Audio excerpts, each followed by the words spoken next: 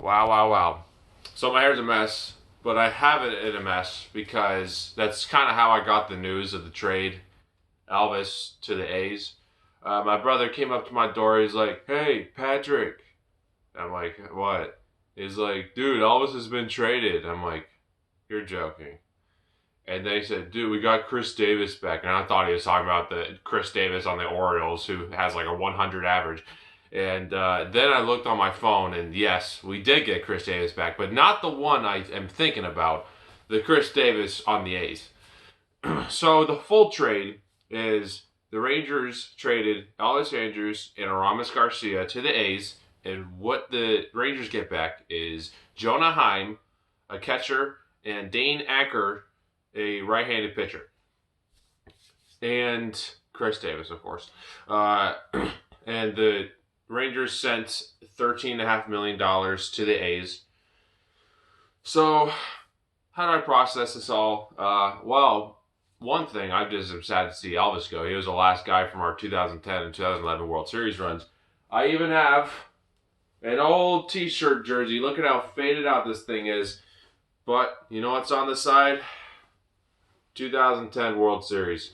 So it'll be sad. One of the great Rangers uh, one of the great Rangers in franchise history. Uh, he never really hit for too much power, but he stole a lot of bases and could field his position.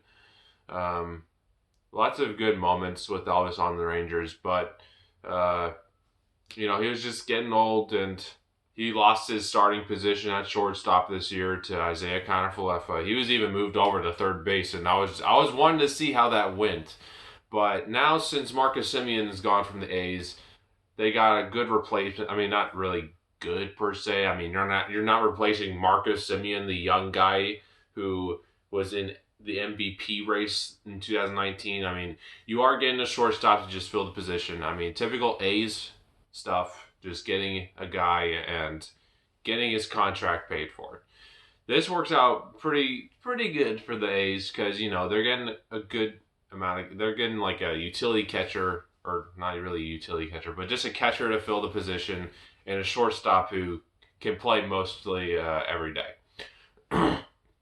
Now for the Rangers, here's how you can tell if you're encountering a casual Rangers fan. If you're on social media and someone's like, "Oh my God, I can't believe the Rangers traded Elvis Andrus and we got this guy back." Now, if they don't know who Khris Davis is, there's a sign that this Rangers fan hasn't watched games since like 2013. Because if you watch Rangers games, you'll know how much of a threat Khris Davis is against the Rangers. Like he's like up there with Mike Trout as the best players against the Texas Rangers. And I don't want to even go too far ahead, but that's kind of what the Rangers did when they signed Vladimir Guerrero. He did so well against the Rangers when he was playing on the Angels. And so in 2010, he came to the Rangers, and whoa, what do you know now? Rangers killer is now on the Rangers. Uh, I remember this one sign being seen in one Rangers documentary. It's this guy had a sign with Vladimir Guerrero, and it said, "If you can't beat him, sign him." So that's kind of what we did with Khris Davis. I mean, nowhere near the skill level of Vladimir Guerrero, but he has good DH capabilities. He can hit home runs.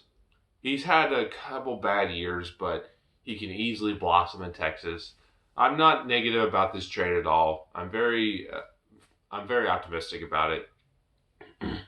Because this guy, I don't think Khris Davis costs a ton of money. I haven't looked at his contract too much, but for the A's, ooh, I don't know how they're gonna have Elvis Andrus in Oakland for long, because if you look at his contract, it's not really that good. Back in 2013, I don't know why the Rangers did this for this much, but they signed Elvis to an 8-year, $120 million contract. Ugh. He only had like 2 years where that was sort of worth it, 2016 and 2017.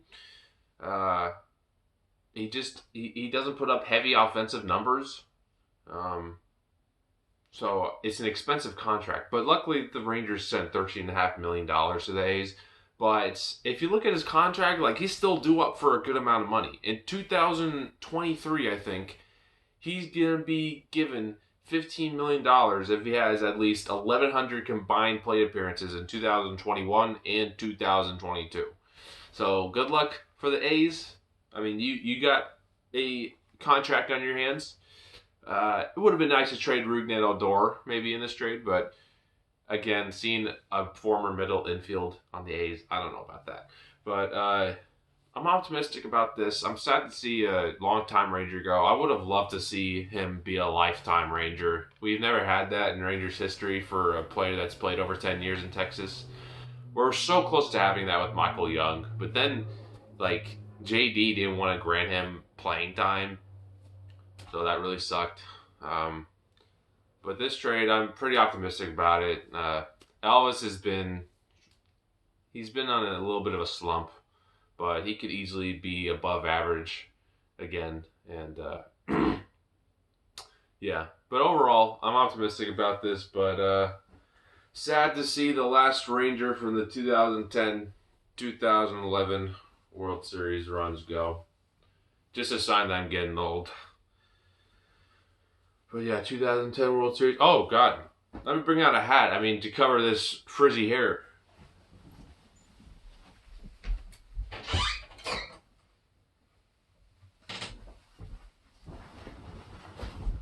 Hat Club exclusive 5950 with the 2010 World Series patch. Let's go.